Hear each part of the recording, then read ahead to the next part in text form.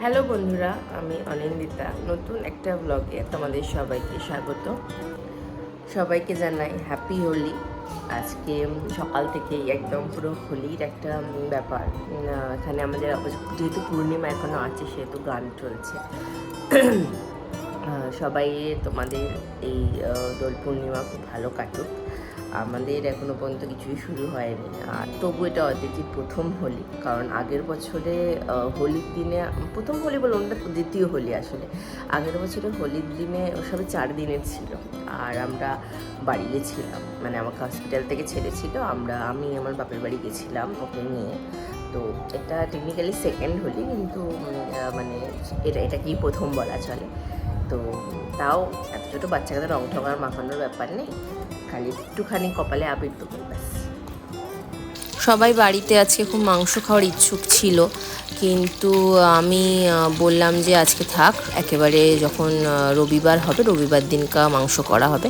ওই জন্য একটু আজকে পাবদা মাছ করছি, পাবদা মাছের ঝাল। আজকে মানে নর্মালি করবো, সর্ষে টর্ষে দেবো না, আলু পেঁয়াজ দিয়ে একটু টমেটো দিয়ে। আর এইখানে কাটা মাছ আছে অদ্রিতির। এরকম এই পাবদা মাছের ঝালটাও হয়ে গেছে, আর আমার রান্না আজকের মতো শেষ, কারণ রাত্রিবেলা আমাদের নেমন্তন্ন আছে। এই আমাদের হোলি মোটামুটি স্টার্ট।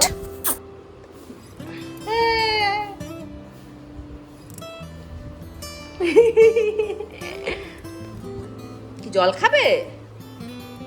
হ্যাপি হোলি মাম্মা, মাম্মা। এই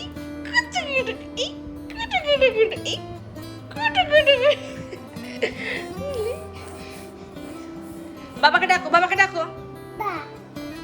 তো অদ্রিতির ঠাম্মি অদ্রিতিকে কপালে একটা ছোট্ট লাল টিপ দিয়েছিল, কিন্তু সে আর কার কথা শোনে, একদম হাত দিয়ে মুছে দিয়েছে। আর আমি একটুখানি গালে দিয়ে দিচ্ছিলাম, একটু বিরক্ত হচ্ছিল। কি করছো তুমি?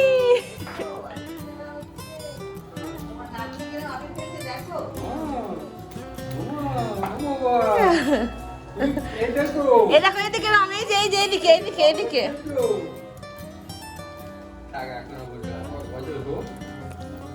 দেখছি কি ওই দে ওই দে ওই দে ওই দে। কই রং, কই রং, রং কই? এই তো রং।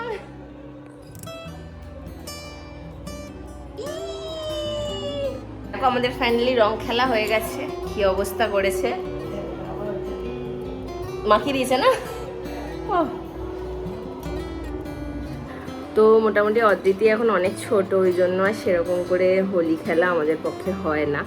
আর দেখতেই পাচ্ছ যে স্নান টান সব হয়ে গেছে। এখন আর ফোনের মানে মাইক্রোফোনটায় আসলে কথাগুলো খুব আস্তে শোনায়।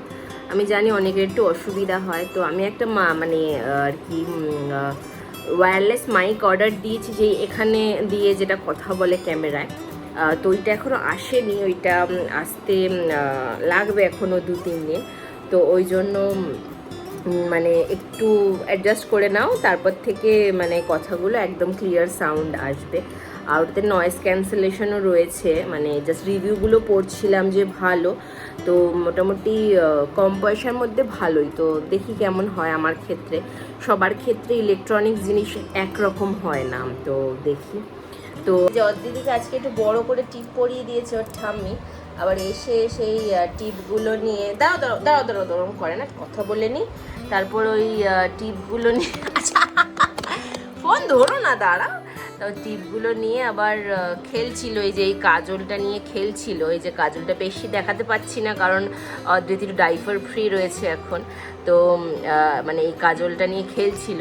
তো আমরা তাকে টিপ পরাবো হবে, সেই জন্য তার মাকে টিপ পরিয়ে দিয়েছে, দেখতে পাচ্ছ? দেখো সেই কাজল নিয়ে এরকম করে ঘুরিয়ে, দেখি হট করে আমার দিকে আসছে, এসে দেখি কপালের মধ্যে এরকম করে দিল। তো ভাবছে যে ওকে আমরা পড়াই, আমিও মাকে পড়িয়ে দেবো, তো ওটা পড়িয়ে দিয়েছে। তো এই জাস্ট বসে আছি। আজকে রান্না বান্না তো দেখলে হয়েই গেছে, ভাবছি কিছু অর্ডার করি, জানি না কেন আমার কিছু ফেস্টিভ্যাল হলেই মনে, ঘরে তো রান্না আমি করি, ঘরে রান্না আমাকে নিত্য 30 দিন করতেই হয়। যদি খুব মনে হয় অদ্বিতীর বাবার যে চলো আজকে একটু বাইরে খাবো কিংবা বাইরে যাব, ঠিক আছে, কিন্তু ও হওয়ার পর থেকে তো মানে সেরমভাবে আর যাওয়া হয় না, তো করতেই হয়। কিন্তু তারপরেও মাঝে মধ্যে ইচ্ছা করে অর্ডার করে খাওয়া, তো দেখি কি করা যায়। তো আমাদের সামনে একজনের বাড়িতে নেমন্তন্ন আছে, পূর্ণিমার নেমন্তন্ন, অ্যাকচুয়ালি পূর্ণিমার পুজো। তো ওই জন্য রেডি হয়ে নিয়েছি যাব বলে। এই অদিতির ঠাম্মি গেছে, হয়ে গেলে তারপরে যাব। আর আমি তো হাঁপাচ্ছি কারণ নিচ থেকে এসছি, অদিতি ঘুমিয়ে পড়েছে, ও দাদার কাছে দিয়ে আমি জাস্ট এসছি রেডি হতে। তো জামাটা পরেছি, চুলটা একটু বাঁধবো আর একটা দুল পরবো, কারণ যা গরম পড়েছে, সাজা গোজা তো ছেড়েই দাও, ঘরের মধ্যে বসে ভাবছি এত কষ্ট হচ্ছে।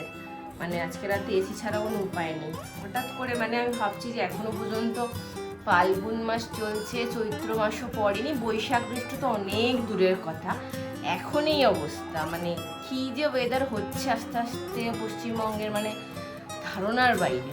তো চলো চুলটা চট করে বেঁধে নিই।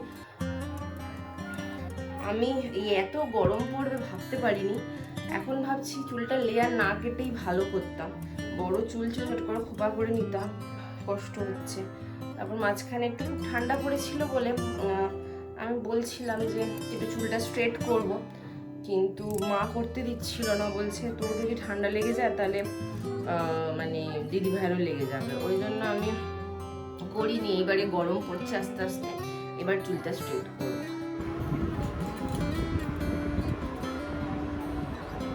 বেঁধে নিয়েছি, করে নিই।